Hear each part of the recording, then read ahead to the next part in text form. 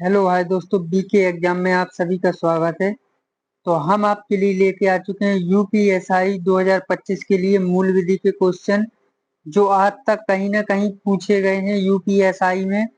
तो ये आप मान के चलिए कि 2005 से 2019 तक जितने भी क्वेश्चन पूछे गए हैं हम आपको सारे करवाने वाले हैं। तो इससे कुछ भी बाहर नहीं जाएगा। तो आप लोग बने रहिए हमारी क्लास में और अच्छे से हफ्ते में एक बार क्लास आएगी तो अच्छे से आप लोग प्रैक्टिस कर लीजिए। ये गारंटी है कि इससे क्वेश्चन बाहर नहीं जाएंगे, 90% की गारंटी है इस चीज की। तो देरी न करते हुए चलते हैं क्लास की ओर, करते हैं फटाफट प्रैक्टिस। भारतीय दंड संहिता के अधीन कितने प्रकार के दंडों की व्यवस्था की गई है? बताइए। 2, 5, 4, 7। फटाफट दीजिए इसका आंसर। कितने दंडों की व्यवस्था की गई है? तो ये की गई है 5 प्रकार की। भारतीय दंड संहिता के धारा 53 के अनुसार अपराधी इस संहिता के उपबंधों के अधीन जिन दंडों से दंडनीय है, ये पहला कौन सा है? कारावास। दूसरा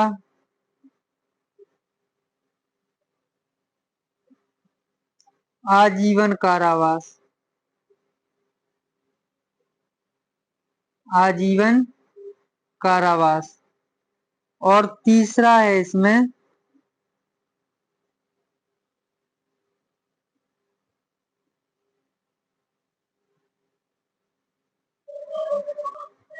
तीसरा देखो, कारावास 2 प्रकार का होता है। कारावास कितने का होता है? 2 प्रकार का होता है। एक तो होता है कैसा? सरल, मतलब जो होता है सादा। और एक होता है कठिन।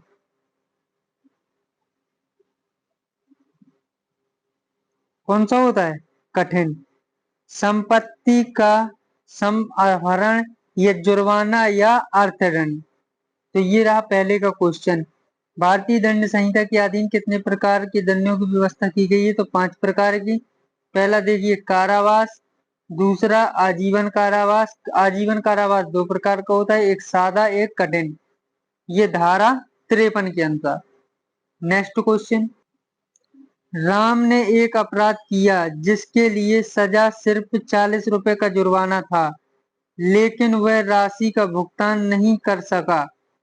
फिर आईपीसी की धारा 67 के अनुसार उसे भुगतान न करने के लिए अधिकतम कितने महीने तक कैद किया जा सकता है? अच्छा क्वेश्चन है। ये यूपीएसआई का ही क्वेश्चन है और ये पिछले उसमें आया था 11 में, 2011 की वैकेंसी में। बताइए जल्दी। तो कितने साल की कैद है? कितने महीने की? 2 महीने की। एक और हम बहुत इंपोर्टेंट बात बताने जा रहे हैं। देखो, जुर्माना की राशि जब अदा न की जा सके तो कब किसको कितने महीने की सजा मिलेगी? अगर 40 रुपए है, कितना? 40 रुपए, तो 2 माह। कितना लगेगा? 2 माह।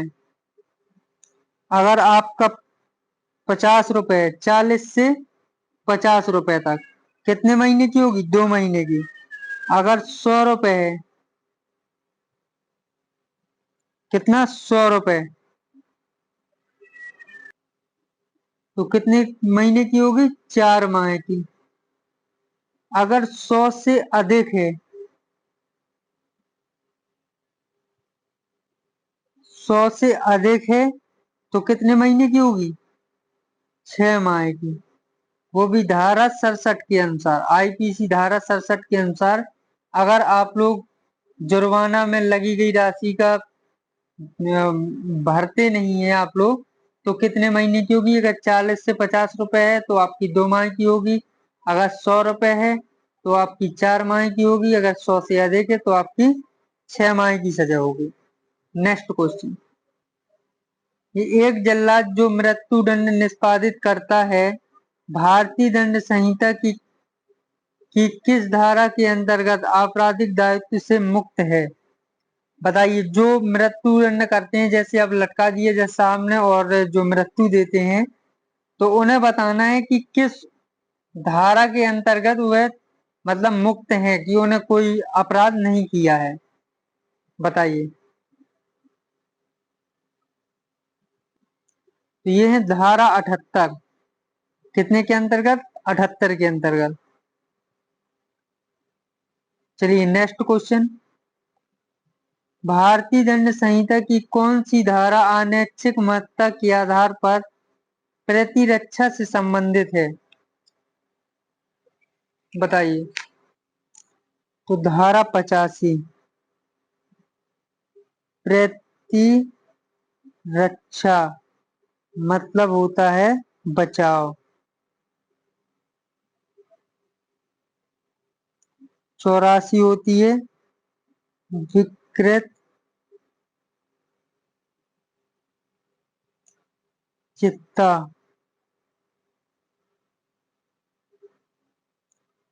के आधार पर बचाव। और धारा 86 होती है ऐच्छिक महत्ता।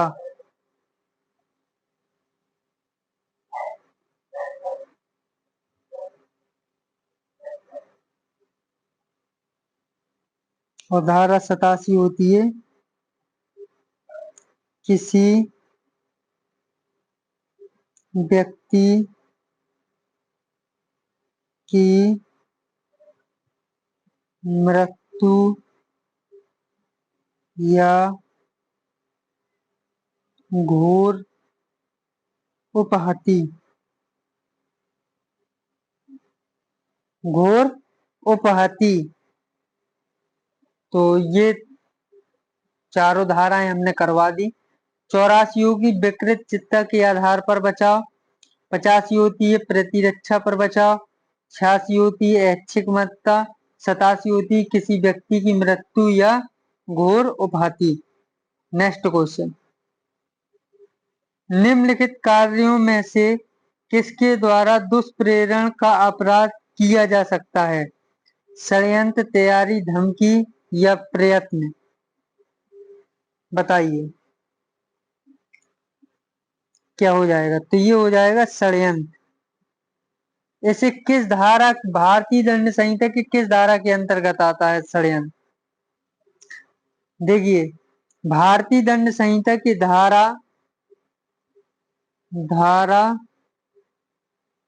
107 के अधीन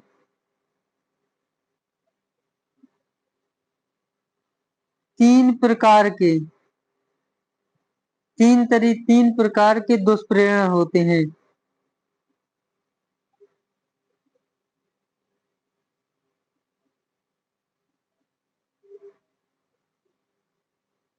कितने प्रकार के होते हैं? 3 प्रकार के।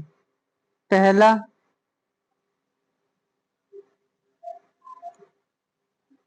उकसाने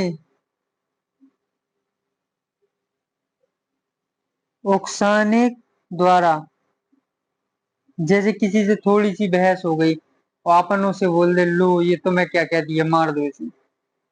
तो ये एक हमने उकसा दिया। जैसे कुछ सामाजिक कार्यक्रम होना है, उनका ऐसा हो गया और वो जाके दंगा फसाद कर दिया, तो ये भी एक क्या है, आप अपराध कर रहे हैं, उकसाने वाला। इसमें भी आपको सजा होगी। और देखिए, षड्यंत्र द्वारा,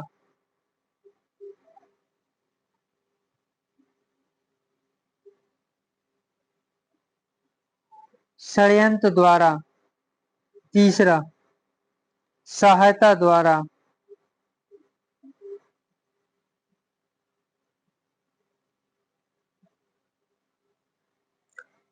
ये क्या होते हैं? सभी अपराध होते हैं 307 के तहत। सहायता, जैसे कोई किसी को मारने जा रहा है, तुम उसकी सहायता कर रहे हो कि मार दो, या उसके साथ चले गए, तो ये क्या होता है? मतलब एक दुष्प्रेरण का अपराध कर रहे हैं। तो ये 3 प्रकार के होते हैं 107 के अनुसार, धारा 107। नेक्स्ट क्वेश्चन, भारतीय दंड संहिता के किस प्रावधान में आपराधिक षड्यंत्र के लिए दंड दिया गया है? धारा 120 बी, धारा 124, धारा 120, धारा 121 ए। बताइए।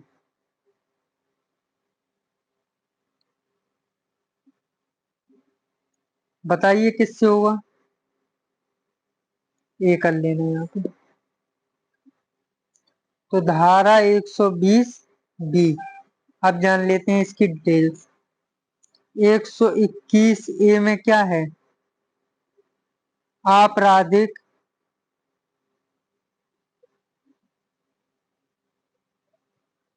आपराधिक षड्यंत्र की परिभाषा।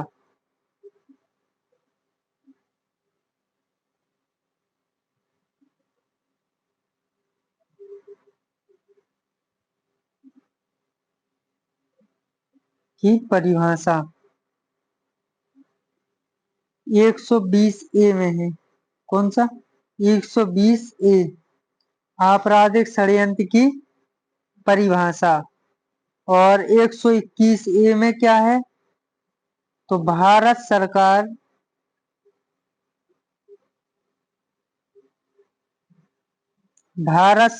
के विरुद्ध युद्ध।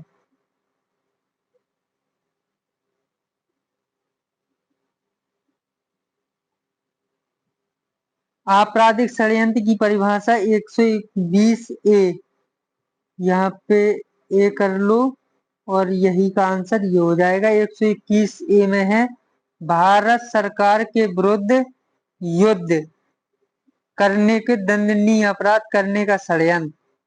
तो जैसे आप भारत के खिलाफ युद्ध करने का षड्यंत्र रच रहे हैं तो उसमें क्या होगा? 121 ए में होगा। कौन सी बची अभी? 124। 124 होती है मैं राष्ट्रपति राज्यपाल आदि पर हमला। राष्ट्रपति राज्यपाल पर हमला। याद हो गई? 120 भारतीय दंड संहिता की किस प्रावधान में आपराधिक षड्यंत्र के लिए दंड दिया गया है? तो 120 हो गया। 124 से राष्ट्रपति राज्यपाल पर हमला अगर कर रहे हैं तो एक धारा 124 लगेगी भारतीय दंड संहिता से। और 120 ए आपराधिक षड्यंत्र की परिभाषा दी गई है। 121 ए भारत के विरुद्ध युद्ध का षड्यंत्र। याद हो गए? आपको चारों याद हो गई होंगी। नेक्स्ट क्वेश्चन, नीतीश ने अपनी एक प्रकाशित लेख में उत्तर प्रदेश सरकार के विरुद्ध नफरत एवं मानहानि फैलाया, उसे निम्न अपराध के लिए दंडनीय किया जा सकता है। युद्ध फैलाने के लिए, दुष्प्रेरण के लिए, राजद्रोह के लिए, उपर्युक्त में से कोई नहीं। बताइए। तो उसे किसके लिए किया जा सकता है? राजद्रोह के।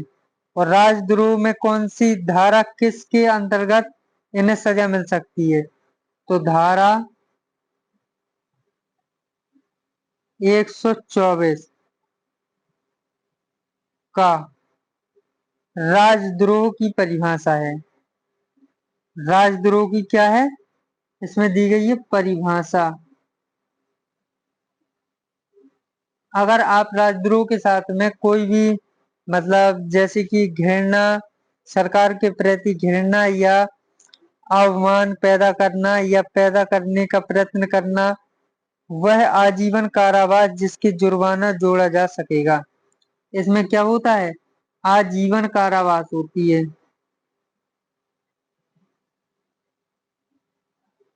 और इसमें आपको जुर्माना भी लगाया जा सकता है इसके अनुसार। नेक्स्ट क्वेश्चन, विधि विरुद्ध जमाव के लिए कम से कम कितने व्यक्ति आवश्यक होते हैं? 7, 5, 10, 6। तो कितने व्यक्ति आवश्यक होते हैं? 5। भारतीय दंड संहिता की धारा 141 में परिभाषित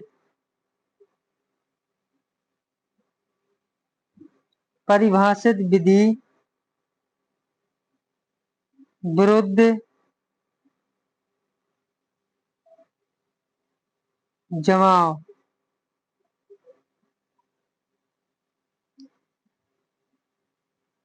के लिए 5 व्यक्ति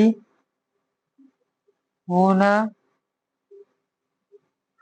आवश्यक है।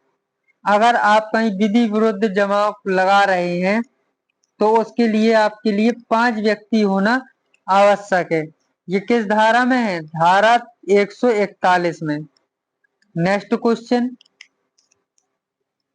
9वां क्वेश्चन यही रह गया है, थोड़ा सा देख लीजिए। भारतीय दंड संहिता आईपीसी की धारा 146 के अनुसार जब भी करे कानून जन समूह द्वारा या उसके किसी भी सदस्य द्वारा बल अहिंसा का प्रयोग किया जाता है या ऐसे जन समूह के आम उद्देश्य के अभियोजन में, तो ऐसा जन समूह का हर सदस्य अपराध का दोषी होता है। यहाँ पे कर लेना अहिंसा। बताइए, पीछा करने, आतंक, बलवा या विद्रोह या राजद्रोह। तो ऐसा क्या होता है? बलवा। बलवा मतलब दंगा फसाद करना। इसकी परिभाषा कितने में दी गई है? धारा 141।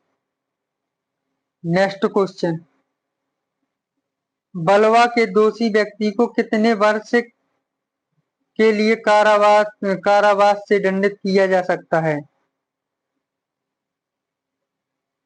बताइए। कारावास से दंडित किया जा सकता है 6 माह, 2 वर्ष, 3 वर्ष या केवल जुर्माना? तो 2 वर्ष के लिए।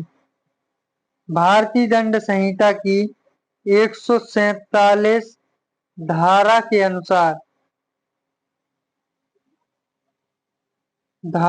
अनुसार जो कोई बलवा करने का दोषी होगा वह दोनों में से किसी भांति के कारावास में से जिसकी अवधि 2 वर्ष तक हो। कितने वर्ष तक हो? 2 वर्ष तक हो, या जुर्माना या दोनों। कारावास और जुर्माना क्या होता है? जुर्माना या फिर दोनों भी दिए जा सकते हैं। आपको जैसे ज्यादा आपने कर दिया तो आपको 2 वर्ष की जेल भी होगी और जुर्माना भी लगेगा। नेक्स्ट क्वेश्चन, राष्ट्रीय अखंड पर प्रतिकूल प्रभाव डालने वाले लांछन प्रख्यान का उपबंध भारतीय दंड संहिता की निम्नलिखित में से किस धारा में किया गया है? धारा 154, धारा 153 का, धारा 153 खा। इन उपर्युक्त में से कोई नहीं। बताइए। तो धारा 153 के खा में है। इसमें देखिए, धारा 153 में क्या है? धर्म, मूल वंश, जन्म स्थान,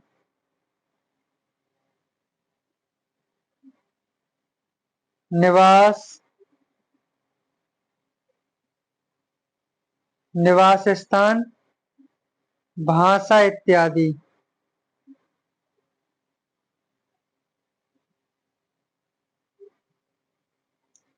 और इसके लिए है भूमि से संबंधित है ये। किससे? भूमि के स्वामी या अधिभोगी के दायित्व का उल्लेख किसमें है? 154 में। नेक्स्ट क्वेश्चन, निम्न में से भारतीय दंड संहिता की कौन सी धारा दंगा को परिभाषित करती है? धारा 159, धारा 107, धारा 161, धारा 148। बताइए। तो दंगा को परिभाषित कौन करता है? धारा 159 परिभाषित करता है, जबकि धारा 160 में दंगा के लिए दंड की व्यवस्था है।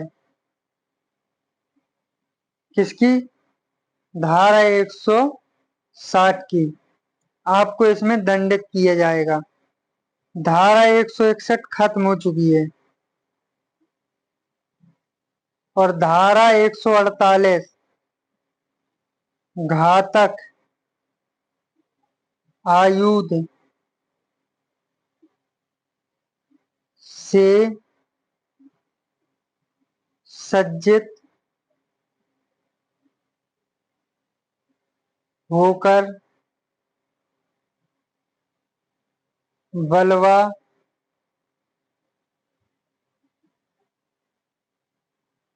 के संबंध में उपबंध किया गया है। जैसे आप मतलब घातक किसी चक्कू या कट्टा से मारते हो तो क्या है? 148। और वैसे में धाग दंगा को परिभाषित किया गया धारा 159 में। 161 खत्म हो चुकी है। 160 में दंगा के लिए दंड दिया जाता है। Next question. लोक सेवक में लोक कृत्यों के निर्वहन में बाधा डालना अपराध है अंतर्गत धारा के। भारतीय दंड संहिता 182, 184, भारतीय दंड संहिता 186, भारतीय दंड संहिता 188। बताइए। तो 186। Next question. मिथ्या साक्षी देना का अपराध परिभाषित है भारतीय दंड संहिता की धारा 181 में, धारा 182 में, धारा 191 में, धारा 192 में। बताइए। तो धारा 191 में। धारा 191 में क्या है? परिभाषा।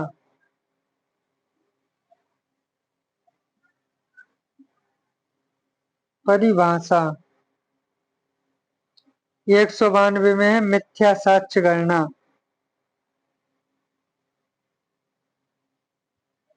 मिथ्या साक्ष्य गणना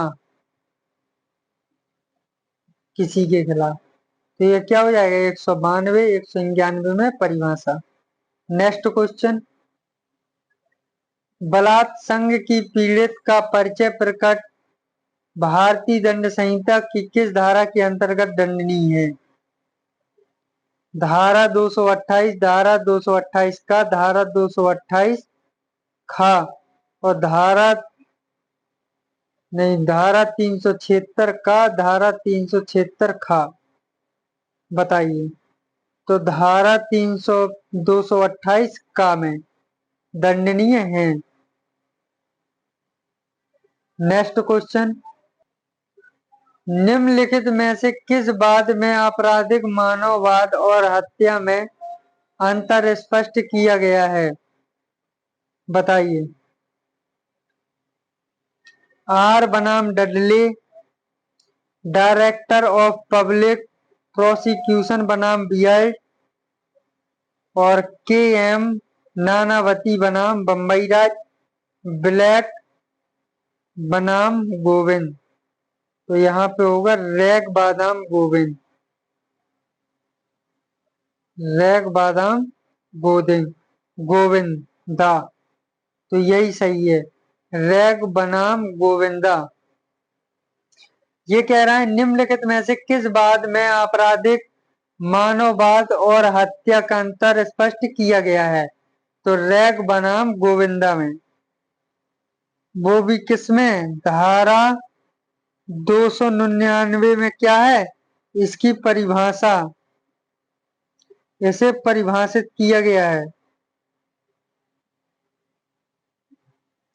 और 300 में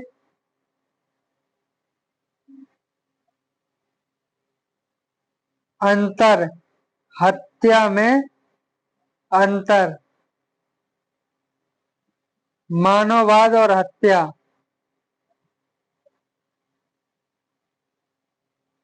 में अंतर स्पष्ट किया गया है। नेक्स्ट क्वेश्चन, मृत्युदंड विरल में से विरलतम मामलों में ही दिया जाना चाहिए अभी निर्धारित किया गया था। बच्चन सिंह बनाम पंजाब राज्य में, रामेश्वरम बनाम उत्तर प्रदेश में, टीवी बथेश्वरान बनाम तमिलनाडु राज्य में, उत्तर प्रदेश राज्य बनाम एम के एंथोनी में। बताइए किसमें की गई थी।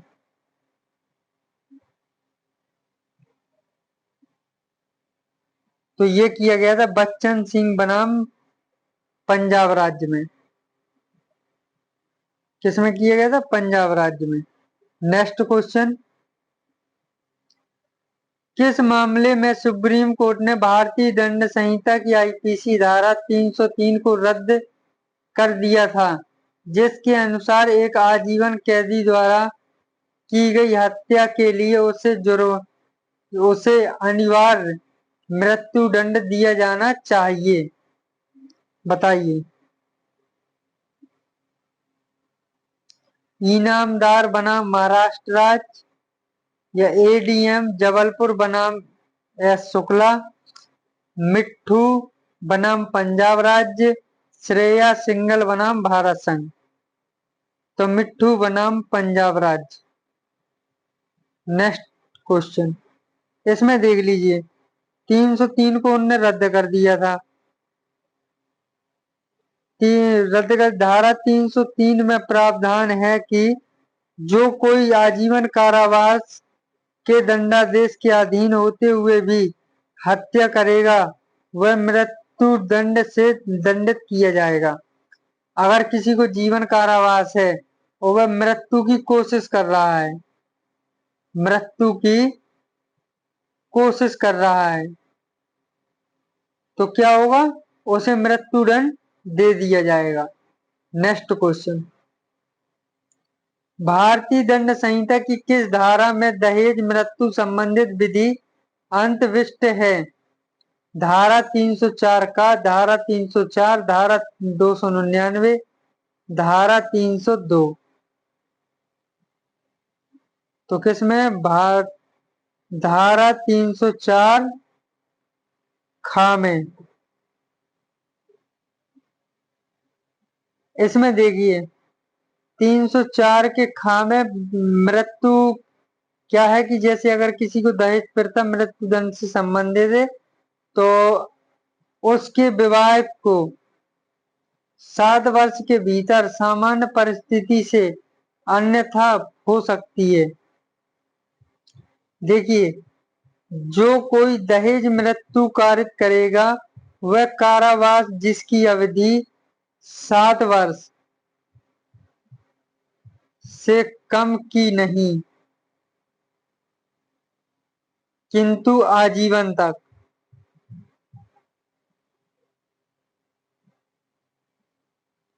देखो 7 वर्ष से उसे कम नहीं दी जा सकती है, हो सकता है कि आजीवन कारावास भी मिल जाए उसे।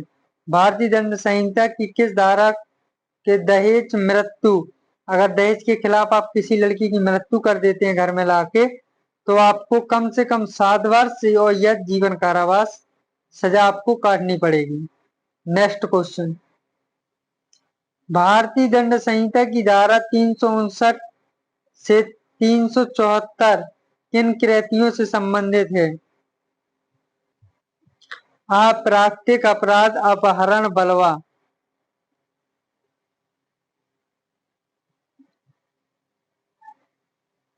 अपहरण,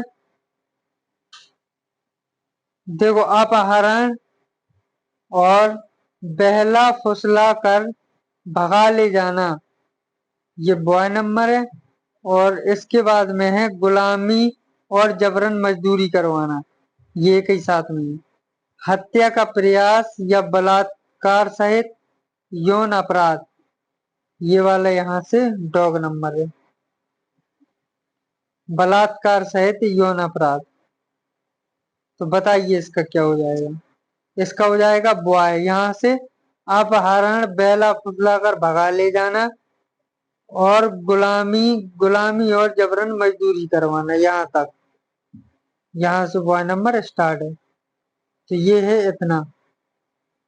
नेक्स्ट क्वेश्चन, भारतीय दंड संहिता की किस धारा में फिरौती के लिए व्यपहरण का उपबंध है?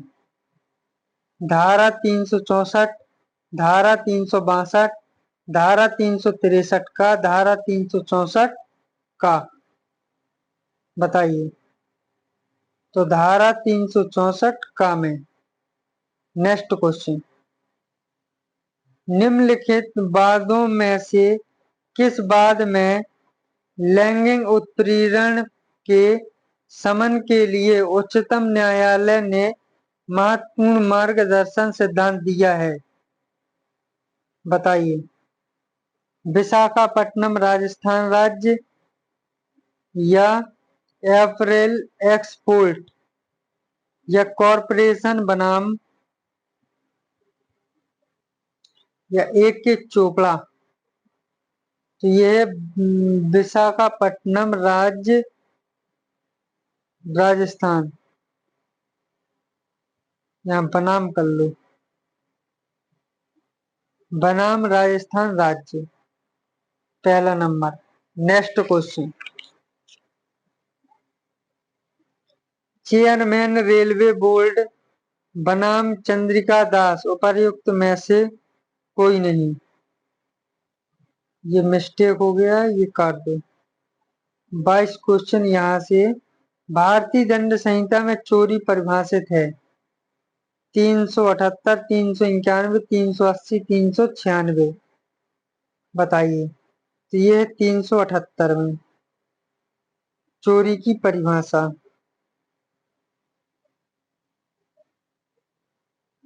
चोरी की परिभाषा। नेक्स्ट क्वेश्चन, देखिए दोस्तों 23वां क्वेश्चन, भारतीय दंड संहिता में लूट परिभाषित है धारा 378 में, धारा 383 में, धारा 390 में, धारा 391 में। बताइए किसमें? ये धारा 378 में। नेक्स्ट क्वेश्चन, डकैती का अपराध करने के लिए निम्नलिखित में से क्या आवश्यक है? चोरी, उद्यापन, छल, चोरी या उद्यापन। बताइए। चोरी या उद्यापन, ये कितने में? भारतीय दंड संहिता की 391 में डकैती परिभाषित है।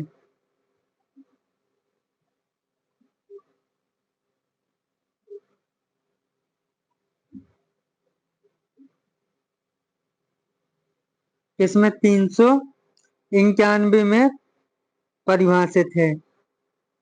सम्मिलित और लूट, चोरी, उद्यापन को जब उग्र रूप है। डकैती, चोरी, उद्यापन दोनों सम्मिलित है इसी में। नेक्स्ट क्वेश्चन, राम गुस्से में शराब को श्याम को मारने का प्रयत्न करता है। श्याम को ऐसी स्थिति में प्राइवेट प्रतिरक्षा का अधिकार भारतीय दंड संहिता की किस धारा में होगा? धारा 97, धारा 98, धारा 100, धारा 96। तो प्रतिरक्षा का अधिकार धारा कितने में? 97 में। किसी व्यक्ति शरीर को प्राइवेट प्रतिरक्षा का अधिकार है, धारा 96 में प्राइवेट प्रतिरक्षा संबंधित अधिकार को परिभाषित किया गया है। धारा 98 में ऐसे व्यक्ति के कार्य के विरुद्ध प्राइवेट प्रतिरक्षा, ये क्या होता है? प्राइवेट प्रतिरक्षा होती है 98 में। ठीक है।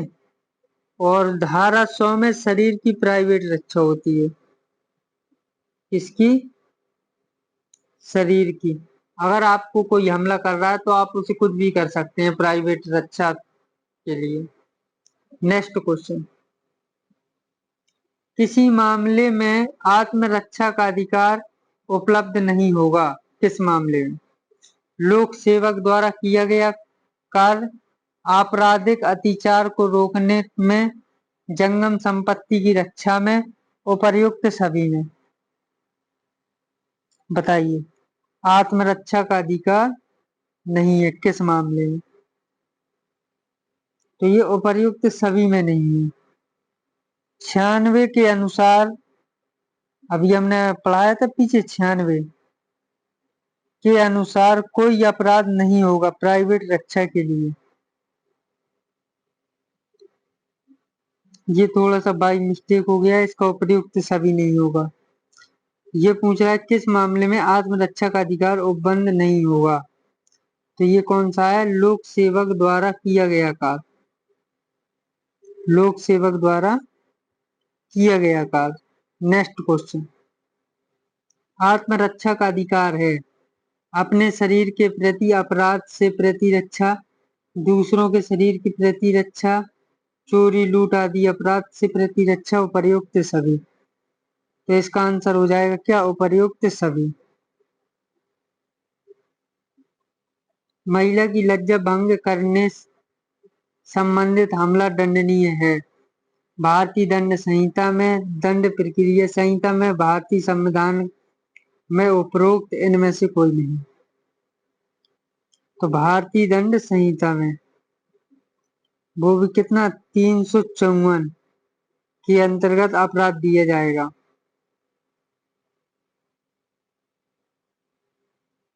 अपराध, ये क्या है? धारा 354, 5 वर्ष तक कारावास और जुर्माना, या फिर दोनों लगेंगे। नेक्स्ट क्वेश्चन, भारतीय दंड संहिता की किस धारा 376 नीचे दिए गए विकल्पों में संबंधित है? दहेज, मृत्यु, बलात्कार हत्या, या कन्या भ्रूण हत्या। तो ये किससे होगा? बलात्कार से। 376 बलात्कार के लिए दंड से संबंधित है। किससे है? दंड से। 375 बलात्संग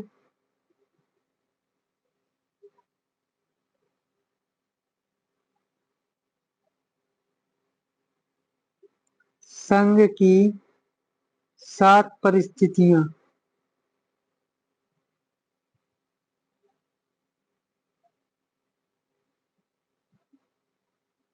परिस्थितियों को बताया गया है।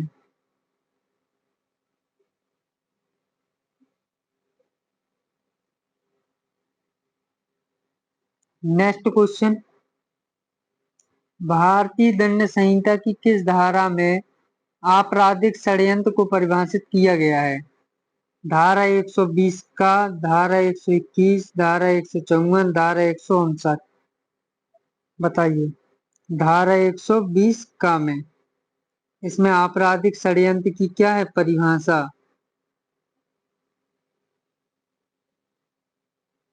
नेक्स्ट क्वेश्चन, भारतीय दंड संहिता की किस धारा में दंगा परिभाषित किया गया है? धारा 159, धारा 160, धारा 161, धारा 148। बताइए। तो धारा 159 में दंगा को परिभाषित किया गया है, और धारा 160 दंगा के लिए अपराध।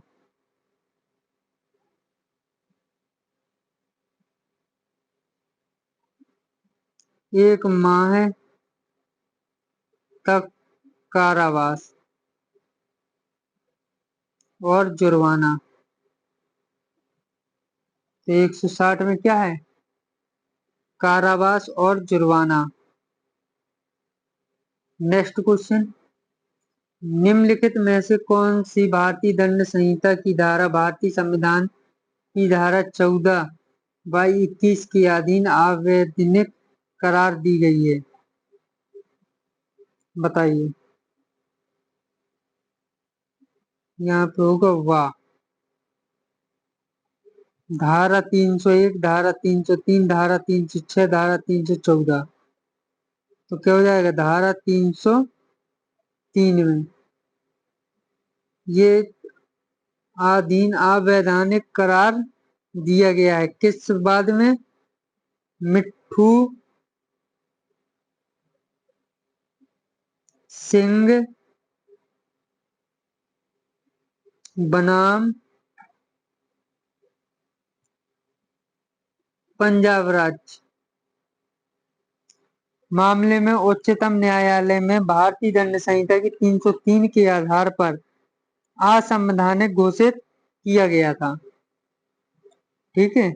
अनुच्छेद 14/21 के द्वारा जीवन एवं स्वतंत्रता के अधिकारों का हनन करती है। Next question. भारतीय दंड संहिता की धारा 304 बी के अंतर्गत दहेज मृत्यु के लिए जिम्मेदार व्यक्ति को न्यूनतम कितने वर्ष की सजा देने का प्रावधान है? 7 वर्ष, 12 वर्ष, 5 वर्ष, 3 वर्ष। तो कम से कम 7 वर्ष का और आगे आजीवन कारावास। ये कितने में? 304 बी में। Next question.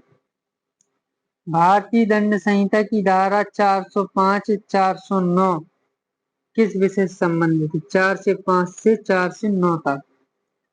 शरारत, जबरन वसूली, आपके आपराधिक विश्वास भंग या छल। बताइए। आपराधिक विश्वास भंग। Next question. छल की सजा का संबंध निम्नलिखित में से आईपीसी की किस धारा से है? 415, 417, 416 उपर्युक्त में से कोई नहीं। बताइए। 417 में। किसमें है? 417 में। जिसे कारावास कितने तक दिन का हो सकता है? 1 वर्ष का। 1 वर्ष तक और जुर्माना। और क्या लग सकता है? जुर्माना लग सकता है और दोनों भी हो सकते हैं मतलब। Next question. निम्नलिखित में से कौन सा अपराध जिसकी तैयारियां आईपीसी के में दंडनीय है? हत्या, दहेज हत्या, भारत सरकार के विरुद्ध छेड़ने या चोरी। बताइए।